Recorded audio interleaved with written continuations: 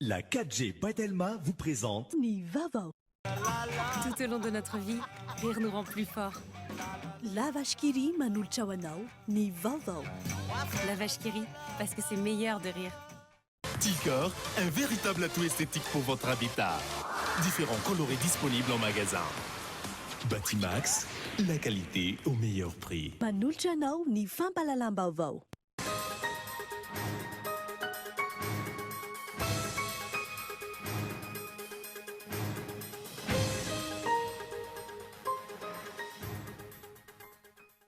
Olona enina indray no lavany valinaretina Covid-19 eto Madagasikara araka ny tatitra izay nivoaka tamin'ity androany ity. Miampy 13,900 ihany koa ireo olona vao marina fa mitondra ny tsimok'aretina. Anivoaka ny tatitra famatsimbolan'i Madagasikara entina miady amin'ny fiparitany valinaretina Covid-19 amin'ny ankapobeny avy amin'ny FMI ny ampahany betsaka amin'izany raha ny tatitra izay navoaka ny ministeran'ny toe-karena sy ny vola.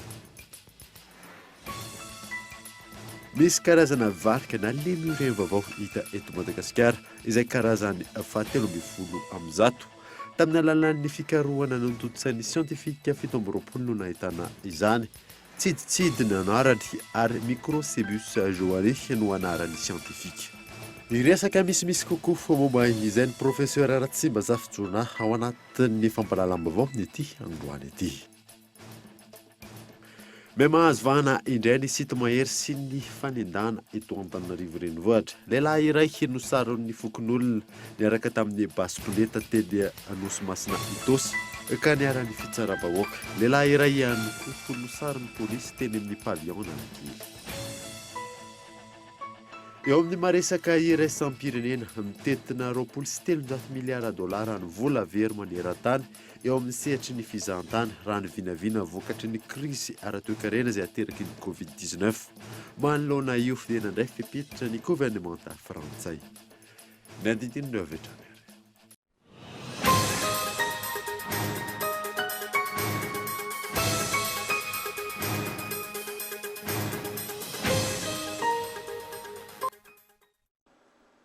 Salantra tompoko lasy sy tompoko vavy taona vaovao eto amin'ny Ecoles Manasanoara hanaraka izany hatramin'ny farany.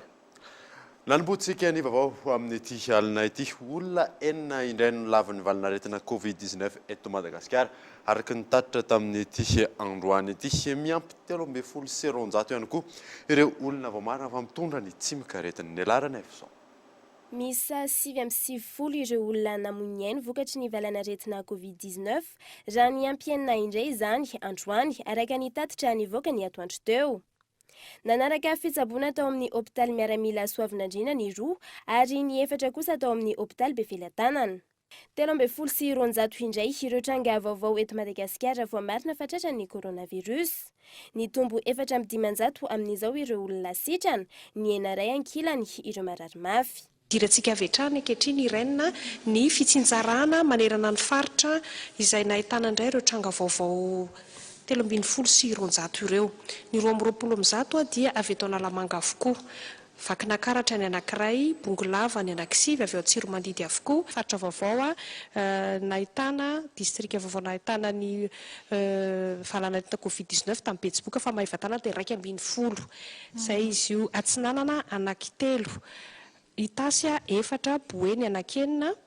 Nisy tsy hita moa hoe tsy voaraina eto Befilatanana zany ny anankiroa, Matsiatra ambony 13,000, Anosy anakefatra, Aloatra Mangoro 13,000, Sofia anankiroa, Ray Mandritsara, Ray Port-Berger, Atsimo Andrefana enina ary Diana 13,000. Mitotaly 4,707 alina ny isan'ny fitiliana PCR vita nanomboka ny faha 7 ny volana Martsa hatramin'ny omaly.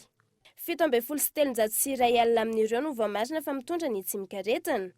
2,7 no mbola manaraka fitsaboana amin'izao fotoana. 7,707 ny totalin'ny efa sitrana, 2,100 no marary mafy. Tokony rosoan'ny fanjakana ny fananganana orinasa mamokatra oxygène ilaina anivon'ny tompom-pahasalamana raha ny fanehoan-kevitry ny mpitsabo tamin'ity androany ity. Ahina tsy aharaka ny filana oxygène raha toka mitombo ny isan'ireo marary mafy raha ny fanazavana azo Henri Florian. Isan'ireo fitaovana azo ambara fa zava-dehibe entina hitsaboana ireo olona voan'ny valanaretina coronavirus indrindra fa ireo marary mafy na ny atao hoe forme grave ny oxygène. Fomba telo no ahafahana mamokatra ny oxygène erak'izao tontolo izao, ka ny roa amin'ireo fomba telo ireo ihany no misy eto amintsika sy anana ny orinasa eto Madagasikara fa ahafahana ny mamokatra azy. Dia io rivotra io ny sotomina zany dia filtrena dia mivoaka amin'iny ny oxygène. Ny rivotra dia vita amin'ny azote sy oxygène ny ankamaroany. Dia natao filtration io zany dia filtrena le air, le azote dia le oxygène sisa no mivoaka makany amin'izay filana. Dia ny fahatelo fanamboarana azy dia afangatsiahana io rivotra ihany. Atao mangatsiaka be farany ambany any dia lasa any ambany be any moins 170 moins 180 degré any dia reny avy eo ny lasa oxygène sy azote. Dia iny mahazo oxygène pure kokoa izay. Tsy maharaka le izy amin'izao fotoana izao satria be dia be ny filana. Ohatran'ny zavatra rehetra be filana dia tsy ampy foana. Raha ny zava-misy amin'ny vidiny lafo tanteraka no hividianana ny oxygène iray, ka tokony hiroson'ny fanjakana ohatran'ireo mpitsabo ny fananganana orinasa mpamokatra ny oxygène mba hamatsiana ireo tompom-pahasalamana rehetra tsy ao anatin'izao ady atao amin'ny Covid-19 izao ihany, fa ilaina ihany koa izany mandavantaona. Ilaina ihany koa izy ireo ny fanohanana ireo orinasa mpamokatra oxygène izay. Raha afaka manao ny fanjakana, raha afaka manao investissement zany ny fanjakana, dia reny manangana an'ireny usine mamokatra oxygène reny. Araka ilay teneniko teo hoe misy hoe unité zany, unité de production d'oxygène. Ny tena ataoko hoe eritreretika hoe moramora ho an'ny fanjakana ngamba dia mamokatra le ao anaty tavoahangy. Satria ny danger mantsy raha atao hoe danger filaza azy reny concentrateur na générateur reny izy reny dia miasa amin'ny atao hoe filtre, satria filtrena le oxygène zany. Ka raha tsy mahasolo le filtre isan'andro izay matetitetika sady moteur reny dia ohatran'ny moteur rehetra reny, ohatran'ny moteur diesel reny, rehefa tsy voasolonao filtre vetivety izy dia simba. Zay dia lafo be izy amin'izay fotoana izay. Mety ho azo mora izy amin'ny fotoana voalohany azahoana azy, fa amin'ny entretien izy lafo be. Zay zany ny anankiray amin'ilay générateur, raha générateur mety fa raha manambola ny fanjakana manangana izy iny ohatr'izay tsy te hiteny anarana ny société eto fa sao manahirana fa ohatr'izay ny mpamokatra iny raha manana fahefana ny fanjakana. Amin'izao fotoana izao ho fihetena sy fitsaboana ny Covid-19 eny amin'ny hopitaly no raisiny UNICEF an-tany ny famatsiana ny oxygène ho an'ireo hopitaly 320 izay mandray ireo marary mafy amin'ny faritra 70 eto Madagasikara nanomboka tamin'ny 14 Jona lasa teo.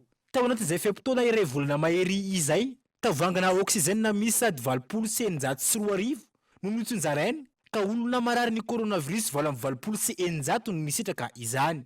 Marina fa mila tavangana oxygène folo ny olona iray mandritra ny fitsaboana azy ao anatin'ny 7 andro. Taoriana ny fampitaovana ny gendarmerie-pirenena nanolotra fanomezana ho an'ny commune Antananarivo renivohitra ihany koa ny région Île-de-France tamin'ny alalan'ny Massifo frantsay monina sy miasa eto Madagasikara tamin'ity androany ity ka eto Andriatsila.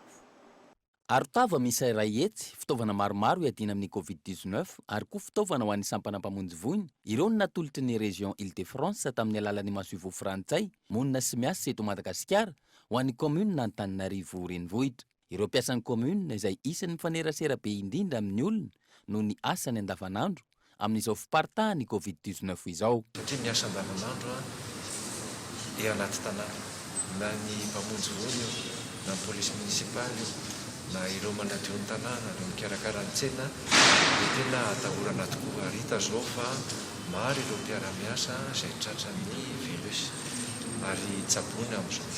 Ka mahafaly anay androany no mandray ny fanomezana. Ny Massifo-ny Frantsa moa no solotena ny région Île-de-France androany sy solotena na fikambanana maromaro izay nanome arotava iray hetsy sy fitaovana maromaro ary anisan'izany fitaovana ho amin'ny mpamonjy voiny. Isaoran'izy ireo ny commune urbaine Antananarivo sy ny région Île-de-France moa efa 30 taona mahery no niara-ny asa ary maro ny tetikasa izay iarahana eto Antananarivo ka dia isaorana zao. Fotoana izao hanamafisana hatrany ny fanomezan-tanana hoy ny Massifo frantsay monina sy miasa eto Madagasikara. Ity farany izay nanamafy hatrany ny fiaraha-miasa eo amin'ny Frantsa sy i Madagasikara. On est dans un moment où partout dans le monde entier, tous les pays, toutes les villes sont... Ao anatin'ny fotoana iatrehan'ireo tanàna firenena maro maniran-tany io valanaretiny io isika izao. Fotoana anehoana ny firaisan-kina iraisam-pirenena sy ny fiarah-miasa eo amin'ny samy mpiara-miombonantoka. Tahaka izany ny an'ny Frantsa sy Madagasikara amin'ny ankapobeny, indrindra ihany koa ny Frantsa sy Antananarivo ary ny Île-de-France sy Antananarivo izay nanolotra ireto fanomezana ireto. Fitaovana fiarovana avy any amin'ny Île-de-France izay naneho ny fifanomezan-tanana sy firaisan-kina. Izahay ihany koa ny sitraka izany volana Fitsilasy izay tao anatin'ny ivon'ny valanaretina. de la maladie et de l'épidémie. Ankoatra ireo arotava, fitaovana sy fiarovana amin'ny valanaretina coronavirus, isan'ny nahazo fanampiana ihany koa ny eo anivon'ny sampanampamonjy voiny. Isan'izany ny fiarovana amin'ny hafanana, ny fitafiana, ary mbola isy ny ambulance hanampy ireo efa eo ampelantanana raha ny fanazavana. Manoloan'izany, entanina hatrany ny tsirairay samy hitandrina isoroana mialohan'ny loza mety hitranga. Ohatra amin'izany ny fiantsonana izay manakana ny lalana, ny fanaraha-maso ireo fitaovana ao an-trano sy ao ampiasana ka hampanano sarotra ny famonjena voiny. Nivoaka ny tatitra famatsim-bola ny Madagasikara entina maidan'ny fiparitany valanaretina coronavirus amin'ny ankapobeny avy amin'ny FMI ny ampahambitsaka amin'izany raha ny tatitra izay navoaka ministeran'ny toe-karena sy ny vola. Michel Arana Arzona. Raika amin'ny fitopolo sy eninjato faingo telo amin'ny fitopolo tapitrisa dolara izay ny famatsim-bola azon'ny Madagasikara avy amin'ireo mpamatsy vola isan-karazany. Raha ny tatitra navoaka ny ministeran'ny toe-karena sy ny fitantanam-bola omaly, ny tahirin-bola iraisan'ny pirenena no nanomeny ampahany-betsaka amin'izay famatsim-bola izay hatreto, famatsim-bola izay mitentina raika amin'ny telopolo sy telonjato faingo sy amin'ny sivifolo tapitrisa dolara tamin'ny alalan'ny facilité de crédit rapide. Amin'izay raika amin'ny fitopolo sy eninjato faingo telo amin'ny fitopolo tapitrisa dolara izay, telo amin'ny dimapolo sy eninjato tapitrisa dolara tantan'ny fitondrana malagasy, ny valo ambin'ny folo faingo telo amin'ny enimpolo tapitrisa dolara kosa tantan'ny firenena mikambana. Enina amin'ny valopolo amin'ny zato faingo efatra tapitrisa dolara izany hoe valo amby roapolo faingo dimy amin'ny dimapolo isanjato an'io totalim-bola tantan'ny fanjakana io no efa azo ary nampiasaina. Amin'izay vola efa voaray izay, roapolo faingo raika amby efapolo tapitrisa dolara na folo faingo dimy amin'ny sivifolo isanjato no nampiasaina amin'ny ady amin'ny fipariany valanaretina Covid-19 raha toka ny dimy amby enimpolo amin'ny zato faingo sivifolo sivinjato tapitrisa dolara na sivy amby valopolo faingo aotra dimy isanjato makany amin'ny kitapom-bola mpanjakana.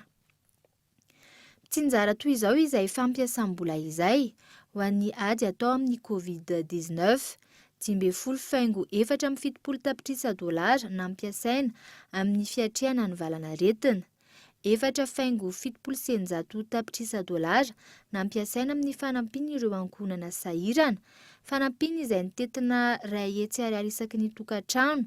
Raha ity tatitra ity 7 faingo 7 tapitrisa dolara ny fanampiana tokantrano miisa 5 alina sy ray hetsy tamin'ny alalan'ny tosika fameno. Ilay vola mitetina 5 amin'ny zato faingo 7,7 tapitrisa dolara nirotsaka ao anatin'ny kitapom-bola mpanjakana kosa izay nampiasaina amin'ny fanampiana ny balance de paiement. Etsy ankilany raha ny fanazavana azo hatrany, raha toka isan'ny nitaky ny fangararany ny famatsim-bola sy ny fampiasana azy ireo, ny fiarahamonim-pirenena tsy mbola mahafa-po ity tatitra ity raha ny fanazavan'izy ireo ary tsy mifanaraka ihany koa amin'ny voalaza ao anatin'ny didim-pitondrana mametraka ny fonds Covid hoy ireo mivondrona ao anatin'ny suivi de la transparence et de l'effectivité des fonds alloués aux réponses à la Covid-19. Maria, artinga mantsara marina fa ity rapport ity sy ity le rapport antenainy fiarahamonim-pirenena le tadiavinay efa tsara ity fa tsy ity le rapport akory le rapport tadiavinay dia le rapport teneniny le décret portant création fonds Covid-19 anatin'io décret io milaza fa hoe tokony misy rapport mensuel ivoaka avoakan'ny ministère de l'économie sy ny finance izany hoe tsy mbola ity rapport ity zany no ivoaka satria raha araky ny tenen'le décret dia tahaka izao no anatin'le rapport misy programme d'emploi zany hoe ny fomba fandarana asa fampiasana an'le vola ampiasaina amin'ny ady amin'ny Covid-19.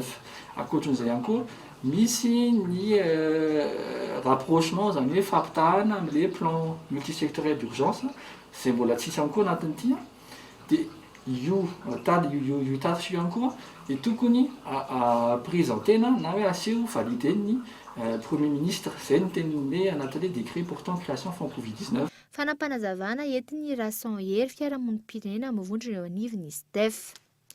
Raha ity tatitra ity ny banky iraisampirenena, ny FMI na ny tahirim-bola iraisampirenena, ny BAD, ny BADEA, ny vondrona Europeanina, ny firenena Japonais, ny firenena Rosianina, ny AFD ary ny firenena mikambana no mpiara-miombina antoka arabola sy mpamatsy arabola ny Madagasikara hatreto.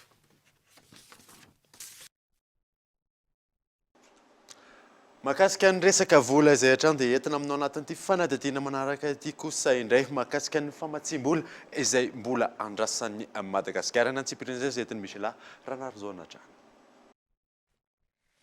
Raha ny tatitra navoaka ny ministera ny toe-karena sy ny fitantanam-bola mitetina 770 tapitrisa dolara ny famatsim-bola andrasan'ny Madagasikara ny fandraisana azy. 770 tapitrisa dolara amin'izany no efa ny faneken'ny Madagasikara sy ny mpamatsy vola ary efa andalana ny fisitrahana azy. 730 tapitrisa dolara kosa andalam-pifanarahana ny fahazoana azy.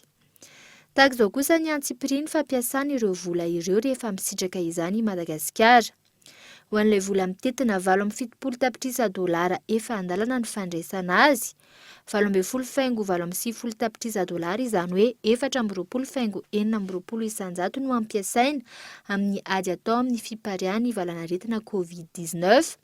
Raha toka 750,420 tapitrisa dolara na 570,470 isanjato mirotsaka ao anatin'ny kitapom-bola mpanjakana. Ho an'ilay vola mitetina 750,730 tapitrisa dolara izay andalam-pifanarahana ny fahazoana azy kosa indray. 7 tapitrisa dolara izany hoe 2,70 isanjato natokana ho an'ny ady atao amin'ny fiparian'ny valanaretina Covid-19 sy famatsiana vola ireo tanora mpandrarà misehatra amin'ny fambolena. Ny 2,730,30 tapitrisa dolara kosa na ny 7,70 isanjato mirotsaka ao anatin'ny kitapom-bola mpanjakana amin'ny fanalefahana ny vokatry ny fiainan'ny fampidiran-ketra. Ary farany, raha ity tatitra navoaka ny ministeran'ny toe-karena sy ny fitantanam-bola ity hatrany dia mitetina 920 faingo 130 tapitrisa dolara ny famatsim-bola ho azony Madagasikara izay mbola andalana ny fikarakarana ireo antotan-taratasy samihafa. 100 tapitrisa dolara amin'izany no isana ny fitaterana sy ny sehatry ny angovo izay misoratra ao anatin'ny paikady navoaka ny fitondram-panjakana na ny plan multisectoriel. Ny 920,130 tapitrisa dolara kosa indray dia ho atokana amin'ny fividianana fitaovana sy ny fananganana fotodrafitrasa entina miady amin'ny fiparian'ny valanaretina Covid-19. Misedra olana manoloana ny krizy ara-pahasalamana teraky ny coronavirus ankehitriny ireo orinasa tsy akanavaka eto Madagasikara.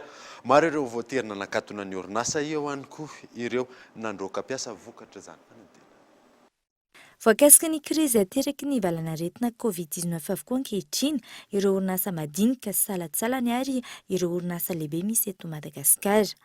Misy ireo nandray ny fanapa-kevitra ny anakatonana ny orinasa, misy ihany koa ireo nampiana ny isan'ny mpiasa ary voatery nandroaka ireo mpiasa ao aminy.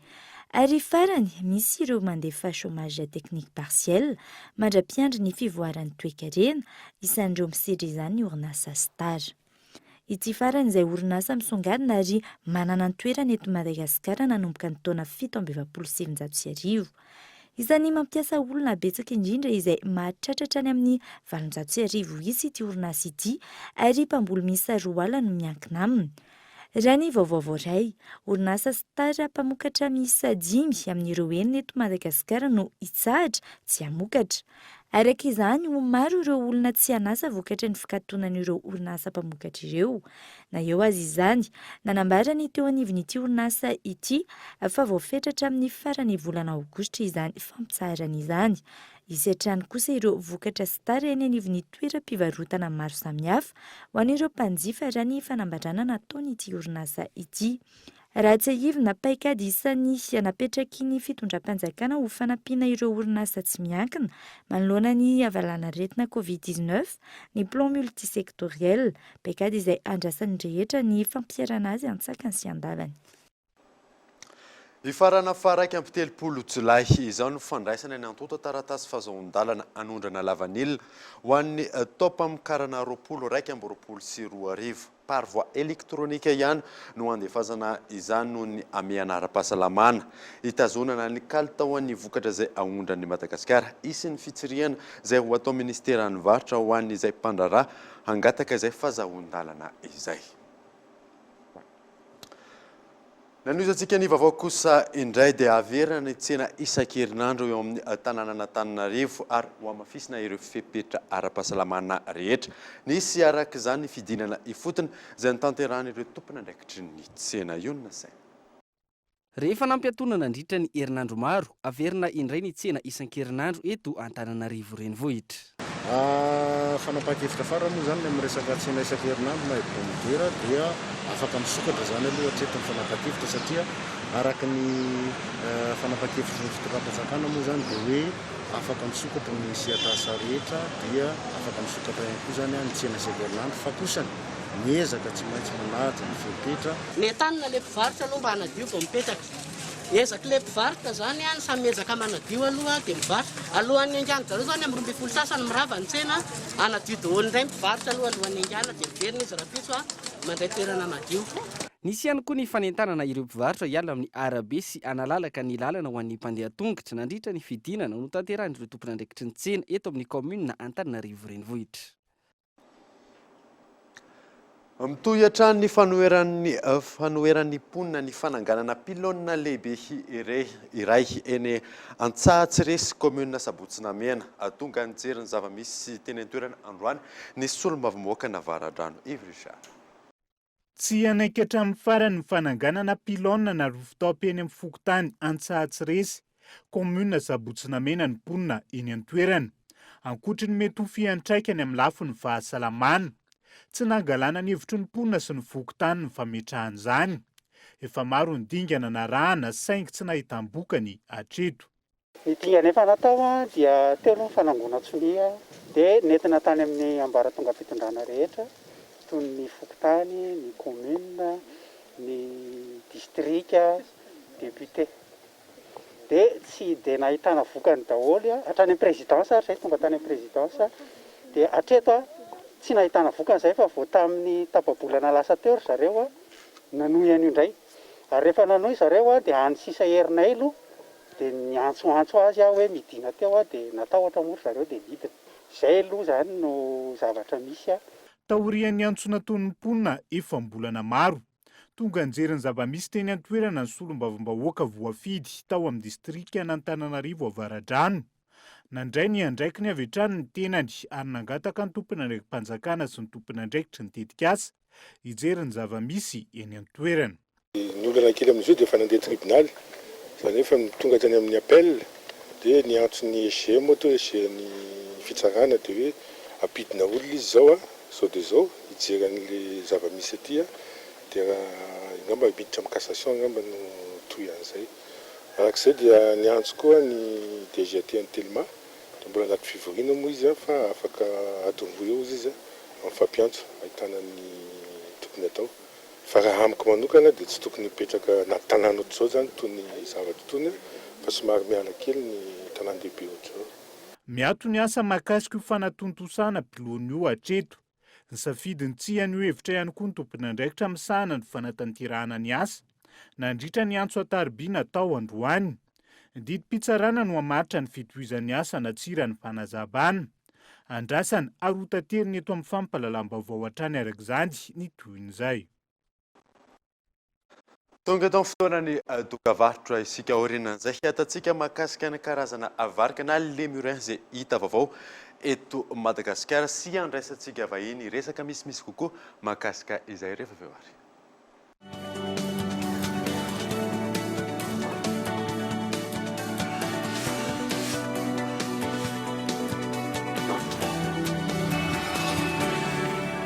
Lame bic, maranitra, tsy mety arafesina, Mateza.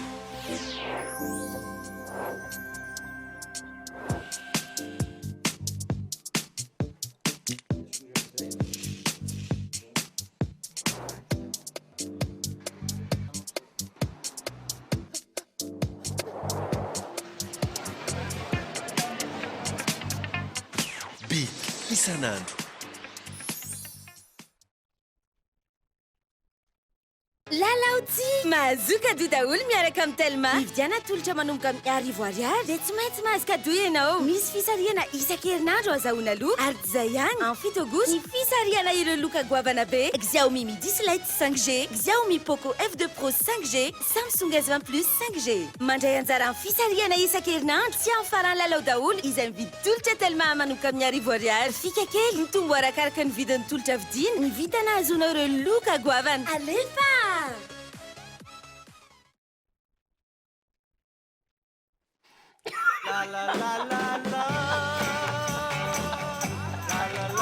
Tout au long de notre vie, rire nous rend plus forts. Ce que nous mangeons devrait en faire autant.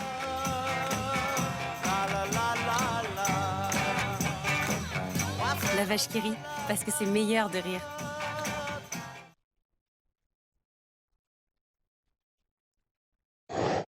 Briquet Bic. Comptez sur Bic. 3000 allumettes équivalent à 2 briquets sans marque ou à un seul briquet Bic Maxi. Briquet Bic. Comptez sur Bic.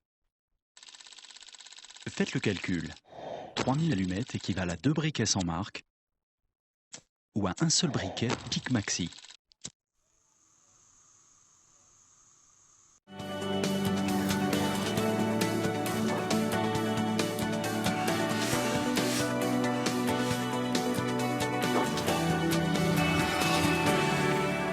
Veneto amin'ny fampahalalam-baovao isika. Misy karazana varika na lemurin-vaovao hita eto Madagasikara. Tamin'ny alalana fikaroana izay totsaina siantifika 7 no nahitana izany. Tsiditsidiny ny anarany ary Microcebus Joanny no anarany siantifika miantarandrianay. Ity no antsoina hoe tsy didy na Microcebus Joanny raha ny anarany siantifika. Karazany 17 amzato amin'ireo varika hita teto Madagasikara izay hita tamin'ny alalan'ny fikarohana sy fiara-miasa nataon'ireo siantifika 17 isan'izany professeur John Ratsimazafy, teratany malagasy, filohan'ny Niger mpanany groupe d'études et recherche sur les primates. Ny tenan'izay isan'ny nanomeny anarany ho an'ity varika ity. Tany amin'ny parc national Mananara Nord no nahitany mpikaroka ny Microcebus Joanny.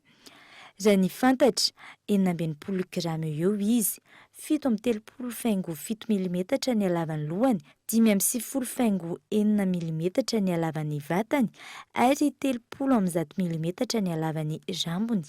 Ankoatra izay tamin'ny alalan'ny vaovao navoaka ny tranokala Futura Planète izay miompana amin'ny fikarohana siantifika. Fantatra fa misy fossile mitovy fianakaviana amin'ny dinosaure ihany koa hita teto Madagasikara. Tahaka izao ny paoziny. Kongona fond kely no iantsona azy ary mirefy 10 cm eo izy. Raha ny vaovao navoaka ny Futura Planète hatrany, manakaiky endrika amin'ny dinosaure sy ptérosaure ity fossile na kongona fond kely ity. Tamin'ny taona 1970 no nahitana 6 taolana na fossile voalohany tamin'ity biby ity teto Madagasikara. Tany amin'ny ilana atsimo andrefany nosy araka ny nambaran'ny siantifika iray John Flynn. Saivina ny taona 13 efa nahitana karazana taolam-balona dinosaure ihany koa teto Madagasikara. Izany ohatra ilay nitondra ny anarana hoe dalo kely tokana. Manambahiny sampana fampahalalam-baovao amin'ity alina ity tsy izany fa professeur Ratsimazafy Jona izay mpikaroka malagasy ao anatin'ny aivarika miarabanao tonga soa eto amin'ny fampahalalam-baovao. Mirahalahy zay no mandray ny vahintsika amin'ity androany ity tsy izany fa Yves Richard. Fantanina avy hatrany no apetraka ny vahintsika amin'ity alina ity. Fantatsika moa fa misy karazana varika izay hitanareo mpikaroka malagasy. Inona marina izy io ary voaporofo tokoa ve fa eto Madagasikara nahitana azy? Ya dia misaotra betsaka noho ny fanontaniana. Voalohany indrindra dia fialimiaraba zany ny mpanaraka ny Cool TV Satokotrandro any. Nisy karazam-barika kely vaovao vo hita. dia le kely indrindra dia microcebus de jona na microcebus jonai mivarika rehetra moa de tsy misy afa-tsy eto Madagasikara hita teto Madagasikara izy io a ary tany amin'ny parc national na valanjavaboary manana ravaratra no nahitany mpikaroka azy io za zany a tsy ao anatin'le listre mpikaroka fa kosa fanomezam-boninahitra fankasitrahan'ireo olo reo nampitondraina ny anarako a io karazam-barika vaovao io. Inona tena hoe isan'ny mampiavaka nyity karazam-barika ity manahoana ny lanjany sy ny karazana endrikendrika raha oharina amin'ireo karazam-barika samihafa eto Madagasikara? Tsara ny afantarantsika fa eto Madagasikara dia manana karazam-barika hatramin'ny ahitana an'ity varika kely vaovao ity a 1200 tsika. Ireo 1200 ireo mandrafitra ny 200 primaty maneran-tany. Ny varika moa dia misy karazana fianakaviana anankidimy ka ity karazam-barika vao hitantsika ity a izay indro asehoko antsika zany ny sariny eto a io izy io a io karazam-barika kely io zany a dia tafiditra ao anatin'ilay antsoina hoe microcebus microcebe ka ny lanjan'izy io dia eo amin'ny 10 gramy eo 10 gramy ny lanjany. Ny varika kely indrindra moa ao anaty microcebus de le microcebe ny berta zay 30 grama ny lehibehibe misy any amin'ny 20 grama any anisan'le varika kely lehibe any izy zany a fa milanja any amin'ny 90 grama any a io varika kely vohita vaovao io averiko any eto Madagasikara ihany misy ny lémurien eto Madagasikara ihany zany misy varika de eto amintsika zany misy an'izy io teto ny nahitana azy a tao mananaravaratra. Nanahoana kosa indray ny fikarohana na ndingana natao nahitana anazy na eny feo zay fa mpikaroka mandihy ampolonareo no niaran'ny farimbo natao anatin'izay anisy ihany koa raha ny resaka mandeha ny hoe fanohana ny fanjakana Allemagne natao anatin'ny fikarohana natao manahoana ny mahakasika an'izay. Raha tsorina dia tsy vitan'ny olona morakivy a le fikarohana efa tany amin'ny taona 7 tany no fatapatatra ny fisiny izy ity tamin'izany zay a tany a Masoala tany Manana tany a Makira nahitan'le karazam-barika kely ihany koa zay mitovy sokajy aminy a natao hoe microcebus MacArthuri satria moa le fampantsim-bola avy amin'ny MacArthur tany amin'ny taona efa 12 taona 12 taona tany zany ary satria ny fikarohana tsy maintsy misy procédure arahana de tao anatin'izany no nanaraka an'izay nisy fotoana somary nahakivy ihany fa de zao hoe nitanjona satria karazany vaovao io satria anao raha mahita anankitelo tsy afaka tonga de miazakazaka ianao hoe misy varika vaovao a izy ity de nanomboka teo avaratry Tomasiny iny zany a isaky misy barrière rivière de le pody ala rehetra manomboka teo Tomasina niakatra tany avaratra tany Makira tany a nandehanana misy toerana tsy tonga ny tomobile tsy tonga ny fa ditongotra zany nandehanana atao anatin'izay 12 taona zay a nodiventiny rano natsakaina ankehitriny a mpikaroka iraisam-pirenena nahitan'izy ireo a ary zay no fifalitsika mivokatra zany de hoe varika vaovao a hita teto Madagasikara mampitombo ny lazantsika zany a sy zavatra maro isan-karazany koa. Inona kosa indray ny karazana dingana rahana rehefa mahita hoe karazana biby vaovao salanjao manomboka ny fanomezana le hoe anarana misy le hoe non scientifique hatramin'ny fanekeny zao tontolo zao fa hoe hita teto Madagasikara tokoa ity varika vaovao ity. Ny fanomezana anarana biby na zava-maniry vaovao a dia tsy hoe zay sitraponao hoe ataoko an'izao ny anarany fa tsy maintsy misy lalàna iraisam-pirenena ary fantatry mpikaroka rehetra zany ohatra hoe tsy maintsy manaraka teny latina raha manaraka zao de hoe Jona fa ny anarany io de hoe Jonai na zany Jonai na Jonaensis afaka natao an'izay le izy ary zany zavatra any zany a efa fantatry mpikaroka rehetra ny hoe ampitondraina ny anarana de ianao afaka misafidy hoe na ampitondraina anarana tanàna le izy ohatra zao na firenena be dehibe zao le karazana biby na zava-maniry a mitondra ny anarana Madagasikara hoe Madagasikaraensis Madagasikaraensis zany hoe teto Madagasikara izy a anaran'le firenena nisy azy de betsaka le toerana na le olona na zavatra hafa zany fa misy lalàna iraisam-pirenena tsy maintsy arahanao a zay vao ikeniny ihany iraisam-pirenena le izy hoe mety io anarana io a de ty anaty io moa zany a zareo no nyteny hoe mba ho fankasitrahana ny asa fiarovana nataony professeur Jonary Tsimbazafy de aloha mba ampitondraina ny anarany le izy a zay isorako azy ireo a izany zavatra zany. Misy santionany azo omena ny mpijery antsika aveo hoe sahalan'izao ny dingana rahana amin'izay hoe fanomezana anarana biby vaovao zay. Voalohany indrindra rehefa mahita ohatran'ireny ianao a dia misy le antsoina hoe journal amoahana azy iny journal iny de efa manana ny fepetra rehetra tsy maintsy arahana zay tsy maintsy arahanao zany a ny fepetran'iny journal iny rehefa tanteraka ao iny fepetra rehetra iny a dia alefanao any tsy midika zay a fa tonga de ekena ity article ity nefa tamin'ny heritaonany izy ity no nalefa fa rejeté foana satria na ny antony miteny zareo hoe tsy ampy ny spécimen apio fa misy échantillon vao isa tratrarina zany vao ekena l izy napetraka ndray efa vita le échantillon zay hoe reto zany de nisambotra biby naka échantillon de nanao analyse a fotoana ely zany a miditra laboratoire nalefa ndray naverina ndray tsy mbola mety io ampidiro ny étude phylogénétique de mbola nkariko andray napiditra ny zany rehetra zany a zay le ataoko hoe mangirifiry le izy fa ianao rehefa misy tanjona tsy de le irifiry loatra sisa ny hita ankehitriny fa leo vokatra oatra ny vehivavy miteraka ihany io a ao anatin'ny 6 volana mangirifiry fa rehefa tonga any zaza ohatrany adio zany tiraka ambe folo taona neretana an'izay nangirifiry zay a sainky ankehitriny a tavavoaka le itsika zany taminao vina moa zany raha iverenana ny tena hoe nazahoantsika nzay hoe feno le singa de hoe nankatoavana fa tena isany varika vaovao a arak'izay lazainao zay tamin'ny heritaona zany zay satria le nitenena hoe tsy ampy io fa apio de nampina zany le singa saingy rehefa nalefa tany de mbola niteny ndray zareo hoe tsy mbola mety io fa inona apio anty fikarohana étude phylogénétique ty io moatsy ny afahana mijery hoe ty karazana varika mitovitovy am'ty a atretony misy azy a avy tatony ny aingany a de hito ny anrazambehany a de etsetretsetra zany zavatra any zany mila miporofonay vao natongavana hoe io fa voaporofo ary manodidina ala amin'io ala mananary io mantsy a misy karazany hafa ary zay mahasarotiny ny tompona raikitra am'ireny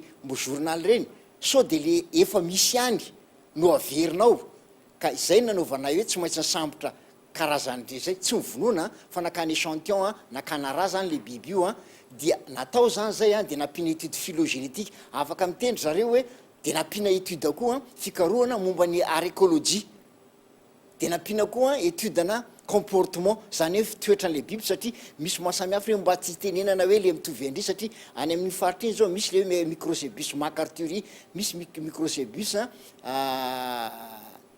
mitermerie manakaiky reo manodidinao reo zany hoe misy karazany vitsivitsy zany amin'ny toeran'io de zay nanaovana an'le izy hoe tsy maintsy misambotra n'le karazany individu maromaro tsika firy nisan'ny io biby io zany sisa tavela am'izao fotoana zao zany dingena manaraka tsy maintsy atao ndray zany isy tombony manokana kosa raha ve ho azony Madagasikara amin'ny fahitana an'ity karazana varika vaovao ty sa hoe hijanona fotsiny hoe nahita an'izay tsika de zay sa isy ny hoe tombony manokana ho azo zao a ny firenena maro maniry ahita karazana biby vaovao toy ny io zao nahitantsika mivarika zao raha ho amin'ny Madagasikara manokana dia raha iresaka lafo ny fizahan-tany ako azotsika ampiasainy zany fa ao anatin'ny ala na de lazaina ary fa efa manomboka potika efa potika mihitsy moa ny akamaroany am'izao fotoana zao e de mbola misy biby a zay mbola tsy fantatra mbola misy arena tsy fantatra mbola misy trésor caché zany zavatra any azo ampiasaitsika zany a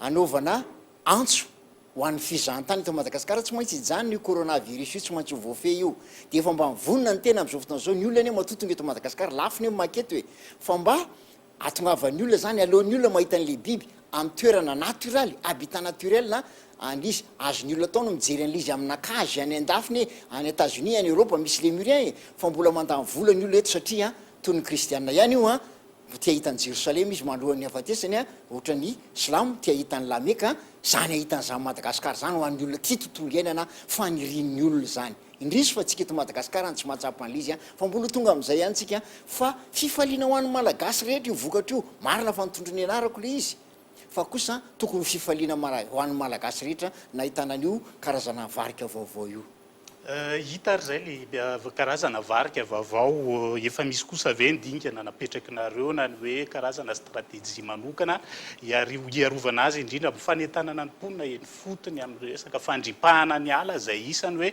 toerana tena fitoerany ty karazana varika vaovao ty tsika ankehitriny de miresaka fiarovana zay le atao amin'ny teny vahiny izy hoe la conservation une tâche collective est une tâche collective qui demande la mobilisation de tous. Misy a sokajin'olona de mikaroka zany namoaka an'le fikaroana de nahitan'izy io inona indray ary dingana manaraka tsy ireo olona nahita azy ireo akory no afaka tena hiaro azy fa miditra am'izay fokon'olona eny fotony. Ty moa de isorana an'Andriamanitra hoe tao anatin'ny valan-javaboary parc national no nahitana an'io biby io. Zany nefa mbola mila fikaroana hoe ivelan'ny parc national mananara ve mbola ahitana azy io satria raha misy zay de mila arovana ihany koa ny tanora ny mpiaro mikaroka zany de nikaroka de nahita an'le izy fa ny andingana manaraka mba ahafahana miaro an'le izy dia mila mimirotsaka tsehatra an'izay. Inona moa ny tombontsoa antsika raha ohatra ka nahita karazana vaovao tsika androany de raha minirotaona potiky ny ala nahitana azy vaovao iny zany hoe nanjavona sady le izy zany zavatra any zany de mitaky eo amin'ny fanjakana zany fanampiana ny fikaroana mbola ito io fa tsy mikaroka ihany akory no afaka hiasa amin'io nareo mpanao gazety zao zavatra ataontsika zao de efa fiarovana ale izy isaorantsika eto amin'ny Kolo TV misy ihany koa zany reo olona mpanao fanetanana mpiaro varika any an-tsekoly mivintsy be de be mihitsy mity tokony hiditra tsehatra am'izay izy zany ho fiarovana an'io biby io.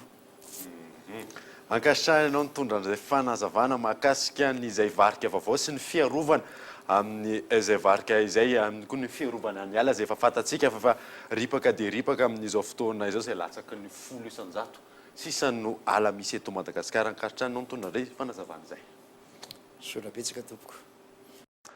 Izay ny resaka nataontsika mahakasika ny varika hita teto Madagasikara iny. Fa ho fanohizantsika ny vaovao kosa indray dia ho fanomezan-tanana ireo fianakaviana tena sahirana any Atsimo Nosy nanolotra fanampiana ara-tsakafo azy ireo ny fanjakana Amerikanina misahana ny fampandrosoana maneran-tany ao rivola.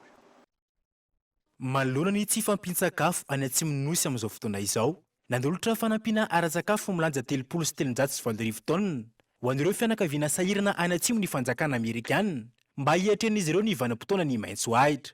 Ny sampandraraha Amerikanina misana ny fampandrosoana maneran-tany na ny USAID no namatsy vola izao fanampiana ara-tsakafo izao izay natao indrindra anohanana ny filana ara-tsakafo ny mponina mahery ny 5 alina sy 3 hetsy izay ahitana vehivavy mitondra voka sy mampinono miisa 502 alina.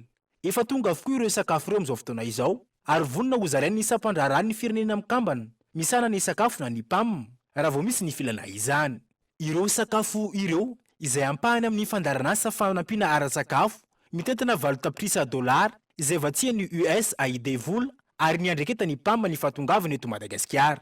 Ity fanampiana ara-tsakafo ity izay ahitana pemba 705 taonina, voamaina 770 taonina, vary misy otrikaina, menaka 500 taonina ary fangarina vovokatsaka sy soja, misy vitamina sy mineraly 770 taonina itsaboana ny tsy fampian-tsakafo.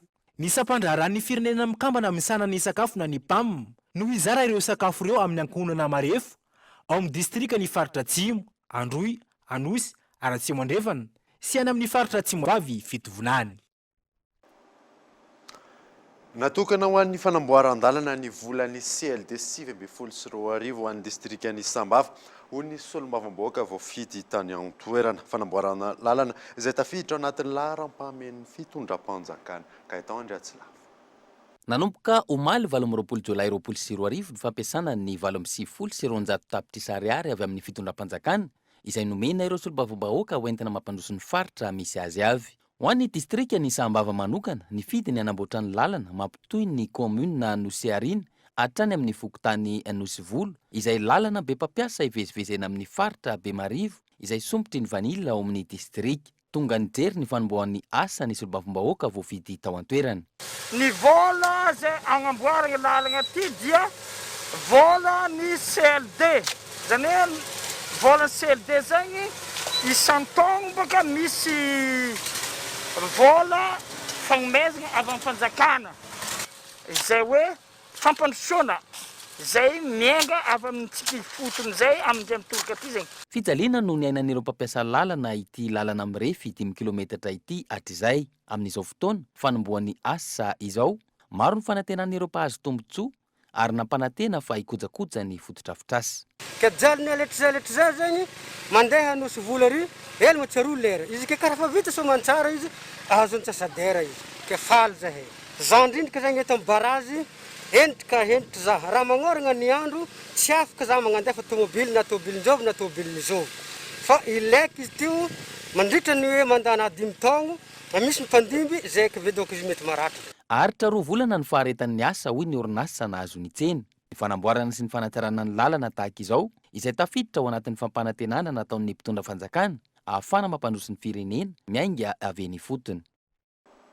Lafy vaovao hafa kosa indray me mahazo vahana indray ny sito mahery sy ny fanendahana eto Antananarivo renivohitra lehilahy iray no sara nofokon'olona niaraka tamina basy poleta teny Anosimasina Itosy ka niara-ny fitsaram-bahoaka. Lehilahy iray hafa ihany koa no saron'ny polisy teny amin'ny pavion Analakely ka eto Andriatsila. Vehivavy iray ny tonga nanao fitarainana teny amin'ny komisaria Itosy ny laza fa nisy nanendaka sy niara-ny herisetra teny amin'ny fokotany Anosimasina Bemasoandro Itosy teo akaikin'ny Shell. Rehefa tonga teny atoerana ny polisy, lehilahy iray no efa nisamborin'ny fokon'olona ary efa niara-ny fitsaram-bahoaka. Ilay lehilahy izay nahitana basy poleta tsy nisy bala teny aminy. Efa nalefa eny amin'ny hôpitalin'ny Itosy ilay vehivavy voaendaka noho ny vono nahazo azy. Tahaka izany ihany koa ilay voalaza fampanendaka noho ny ratra mafy nahazo azy. Mitoy ny fanadihadiana rehefa mahazo ny fitsaboana sahaza azy ilay lehilahy voalaza fampanendaka. Tovolahy iray 20 taona ihany koa ny voasambotry ny polisy miasa ao amin'ny CSP 1 Analakely teny amin'ny pavion-ny tsena Analakely noho ny resaka fanendahana. Ny 20 Jolay 2024 tokony ho tamin'ny 10 maraina teo eo teny amin'iny faritra iny no nisy vehivavy iray lasibatry ny fanendahana. Lasan'izy ireo tamin'izany ny finday lafo vidy izay nisotominy avy aoriana. Lehilahy 3 izy ireo no nanao ny fanendahana ka ny fomba fanaony dia mijery ireo olona ho lasibatra. Vehivavy no matetika lasibatra amin'izany. Arahan'izy ireo avy aoriana ka rehefa tonga amin'ny atoerana mety hanaovana izany dia sotominy mafy. Taorian'ny fitarainana nataon'ireo voaendaka, voasambotry ireo polisy nanao fanamiana sivily teny amin'ny faritra Analakely araka izany ny lehilahy iray isany nandray anjara tamin'ilay fanendahana ilay vehivavy. Mbola karohina kosa ireo namany 2 hafa. Natolotra ny fampanoavana androany ny raharaha. Miverina ary mahazo vahana tato ato ny sity mahery sy ny fanendahana ka tokony ho samy mailo ny tsirairay avy. Maresaka iraisam-pirenena kosa indray dia mitentina 27 miliara dolara ny vola very maneran-tany eo amin'ny sehatry ny fizahatany raha ny vinavina vokatry ny krizy ara-toe-karena izay ateraky ny Covid-19 manoloana io dia nandray fepetra ny gouvernementa frantsay fanadina. Soutenir les entreprises les plus touchées par la crise en prolongeant le chômage partiel. Fanitarana ny chômage partiel, io ny fepetra niraisin'ny fitondram-panjakana ny Frantsa entina nohanana ny sehatra tsy miankina tena marefo. Ny sehatry ny fizahantany no voakasika mivantana amin'izao fanapahan-kevitra izao ary ho ampin'ny gouvernemanta hatramin'ny Desambra 2024 izy ireo. Raha ny fanazavana, tahaka ny teo aloha, mitoy mandray 420 ny karama ny ireo mpiasa ary averin'ny fanjakana amin'ny orinasa izany avy eo. Izany hoe mamerina mandoa ny fitambaran'ny karaman'ny mpiasa nalohan'ny tompona orinasa ny fanjakana frantsay. Ho an'ity tompona orinasa iray ity, mpiasa maherin'ny folo no ao aminy ary nambarany fa ahafahany mitazona ireo mpiasa rehetra izao fepetra izao.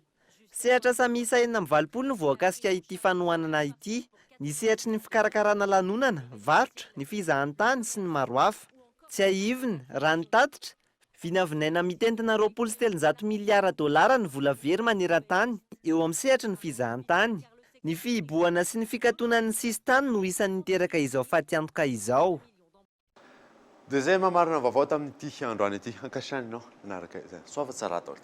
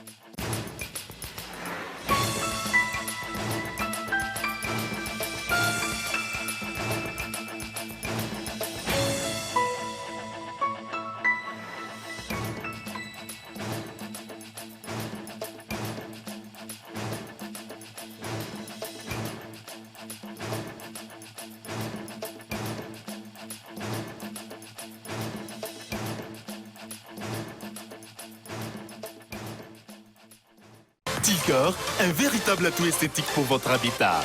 Différents colorés disponibles en magasin. Batimax, la qualité au meilleur prix. Tout au long de notre vie, rire nous rend plus forts. La vache qui rit, parce que c'est meilleur de rire. La 4G by Telma vous a présenté Ni Vavo.